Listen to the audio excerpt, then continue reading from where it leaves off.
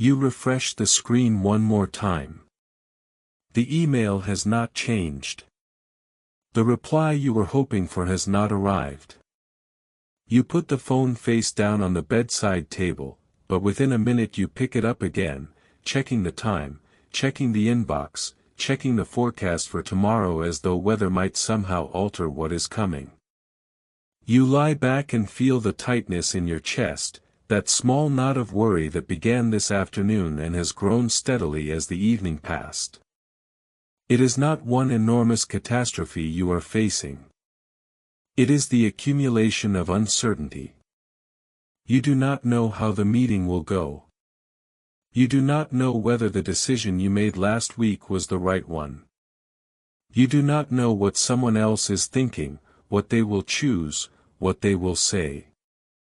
And so you lie here in the dark, trying to predict, trying to rehearse, trying to control outcomes that have not yet arrived and may never arrive in the form you imagine. This is the landscape where anxiety thrives. It is not rooted in the present moment but in a future you cannot see and cannot shape from your bed at this hour. The Stoics understood this territory well. They did not pretend that worry was trivial or that uncertainty was easy to bear. But they offered a discipline, a way of redirecting attention that does not depend on the future cooperating with your hopes. Epictetus would remind us that some things lie within the circle of our control and some things lie outside it. The distinction sounds simple, but applying it in the middle of the night, when your mind is spinning through scenarios, requires practice. It requires you to ask a harder question than whether something might go wrong. The question is whether you can do anything about it right now, in this moment, with the resources and the clarity you actually possess. When you worry about the future, you are attempting to live in a time that does not yet exist. You are rehearsing conversations that may never happen. You are solving problems that may never arise. You are defending yourself against criticisms that have not been spoken. And in doing so, you drain energy from the only moment in which you have any real influence, this one. The Stoics did not advocate ignoring the future. They planned, they prepared, they considered consequences. But they drew a firm line between prudent preparation and the endless, circular thought that masquerades as preparation but is really a form of suffering in advance. Seneca's lesson points toward this: we suffer more in imagination than in reality. The future you fear may be far less difficult than the version you are constructing tonight. And even if difficulty does come, you will meet it with the resources of that moment, not the depleted attention of someone who has already fought the battle a dozen times in thought. So what do you control right now? You control where you place your attention. You control whether you continue to feed this loop of speculation or whether you gently withdraw your energy from it. You control the honesty with which you name what is happening. You are lying in bed. You are safe. The outcome you fear has not occurred.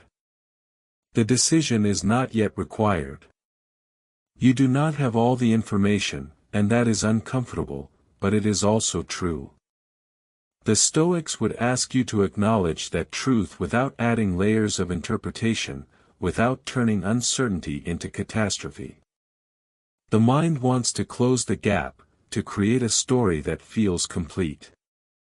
But sometimes the wiser course is to let the gap remain open, to tolerate not knowing, to rest in the interval between action and result. This is not passivity. It is a form of discipline. You are choosing not to exhaust yourself on what you cannot change. You are choosing to preserve your clarity for the decisions that will actually be yours to make when the time comes. Marcus Aurelius would remind us that the mind has the power to remain calm even when circumstances are uncertain, not by denying the uncertainty but by refusing to be dragged into the future before it arrives.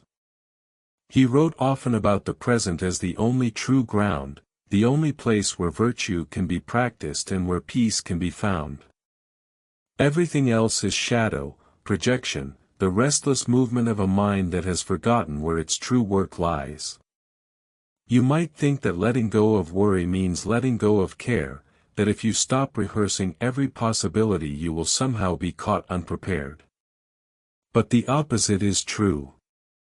When you stop scattering your attention across 100 imagined futures, you become more present, more capable of responding clearly when the actual moment arrives.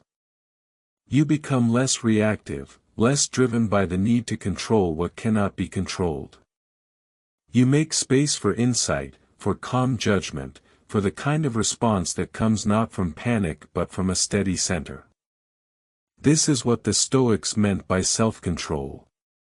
Not the white-knuckled suppression of feeling, but the ability to observe your own mind, to notice when it is spinning into the future, and to bring it back without force, with patience, with the same gentleness you would offer a friend who was afraid.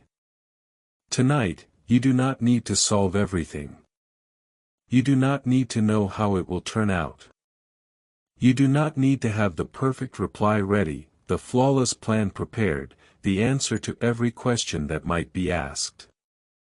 You need only to let this day end. You need only to acknowledge that you have done what you could with what you knew, and that tomorrow, if action is required, you will meet it then. Not now. Not in the space between waking and sleep where worry grows loudest. The discipline is to stop asking questions that cannot yet be answered. The discipline is to notice the tightness in your chest, the loop of thought, the urge to check the phone again, and to choose something different. Not distraction, not denial, but a quiet return to what is actually here, the weight of the blanket, the stillness of the room, the rhythm of your breathing. Epictetus taught that we do not control external events, but we do control our judgments about them. The future event you are worrying about has not yet become a fact. It is still only a possibility, one of many. But the judgment you are making about it, the story you are telling yourself, the meaning you are assigning to it, that is happening now, and that is within your power to examine. You can ask yourself, am I responding to what is, or to what I fear might be? Am I preparing, or am I simply suffering in advance? And if the answer is the latter, you can choose to set it down. Not because the concern is foolish, but because worry at this hour does not serve you. It does not make you wiser. It does not make tomorrow easier. It only steals rest from the one place where rest is still possible. The Stoics believed in living in accordance with nature, and nature does not ask you to carry tomorrow's weight tonight. The body knows this. It grows tired. It asks for rest. It asks you to stop, to release effort, to trust that the morning will bring what it brings and that you will be enough to meet it. The mind resists this. The mind wants guarantees. It wants certainty. It wants to control outcomes that depend on 100 variables you cannot see or influence. But the body is wiser in this moment. It is telling you that rest is not a failure of vigilance. It is a form of preparation. It is how you restore the clarity and the energy you will need when real choice arrives. So let the phone stay where it is. Let the inbox remain unopened. Let the questions that cannot yet be answered drift to the edge of your awareness. You do not need to fight them. You do not need to solve them. You need only to stop feeding them your attention. Think of it as a practice, a small act of self-control that will serve you far more than another hour of speculation. You are training your mind to recognize the difference between useful thought and the kind of thought that simply circles, that wears a groove deeper without moving you forward. This is the work the Stoics spoke of, the work of returning again and again to what is within your power, and releasing, with as much grace as you can manage, what is not. Marcus wrote that the universe is change, and life is opinion. What changes, you cannot stop. But the opinion you hold, the interpretation you give, the story you tell about what might happen, that remains yours.